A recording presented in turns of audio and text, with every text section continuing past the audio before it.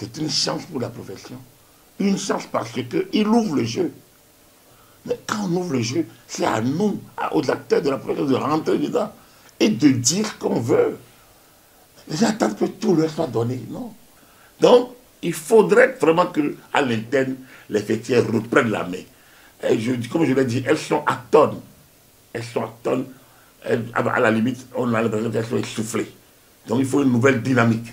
Si à l'interne, il n'y a pas une plus de charge, une plus de confiance, une plus d'éveil, un sursaut, s'il n'y en a pas, la HAC ne fera pas de la magie. Cette HAC, comme je l'ai dit, est assez outillée. Avec un ancien vice-président qui est là, à Maoussou, reconduit, il connaît la maison, avec deux grands, Fernand Baguedi et Machere Aronoukou, qui sont de la mandature précédente et qui ont connu, donc qui ont vécu les travaux de réforme, plus maintenant un ancien vice-président Edouard Loko, qui était 8 ans durant et chef de mission média du chef de l'État. Donc, cette RAC-là, humainement et techniquement, est outillée. C'est avec joie que nous accueillons la nomination d'un des nôtres, un de nos aînés. M. Edouard Loko connaît les acteurs des médias, et les acteurs des médias, presque toutes les générations d'acteurs des médias connaissent Edouard Loko. Et nous le connaissons aussi pour son sens de négociation et d'ouverture, de dialogue aussi. Et nous le connaissons aussi de par son sens de militantisme dans les associations professionnelles d'où il est parti. Et nous pensons que si Edouard Loko quitte le poste de chargé de mission du président de la République pour devenir président de la HAC, ça va être, je suis sûr, pour faciliter la mise en œuvre des réformes. C'est une équipe qui est très bien constituée, à laquelle nous souhaitons bon vent, un très bon mandat sous le leadership de notre doyen Edouard Loko.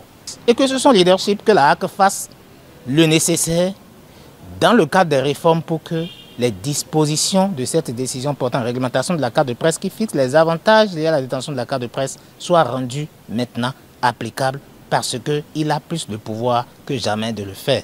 L'autre chose que je vais dire, c'est que Edouard Loko sait aujourd'hui par exemple que les dispositions contenues dans la loi de 2015 portant code de l'information et de la communication, que ces dispositions ne sont pas mises en œuvre depuis 2015. À savoir par exemple les dispositions concernant les allègements fiscaux aux entreprises de presse, la fiscalité favorable, les difficultés liées par exemple au vote de la loi pour le financement direct des médias du service public par exemple. Donc tout ça c'est des choses sur lesquelles nous sommes entendus aux États généraux.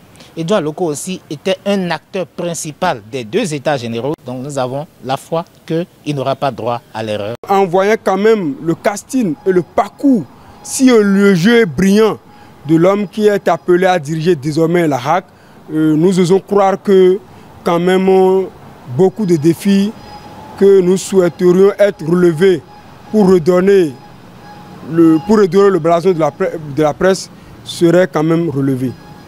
Donc c'est le lieu quand même de dire à la HAC de Edouard Loko qu'elle a intérêt à